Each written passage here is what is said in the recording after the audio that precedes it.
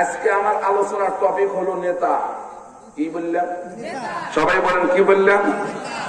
ভাই, আপনি আওয়ামী লীগ করেন আপনার ব্যক্তিগত ব্যাপার, বিএনপি করেন আপনার ব্যক্তিগত ব্যাপার, জাতীয় পার্টি করেন ব্যক্তিগত ব্যাপার, জামাত করেন ব্যক্তিগত ব্যাপার, জাসদ বাসদ যা করেন ব্যক্তিগত ব্যাপার। আমার কথা হলো, আপনি যদি মুসলমান হন, সবার প্রথম বিশ্ব নবীকে মানার দরকার আছে না নাই? আসতে বললেন, আছে না নাই?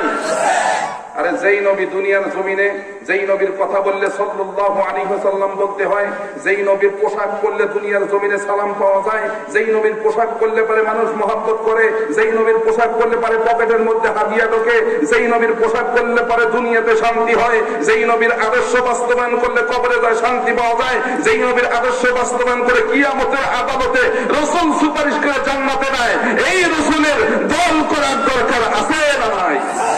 কারা কারা আছে হাত তোলেন তো দেখি। লিল্লাহি তাকবীর, নারায়ে তাকবীর।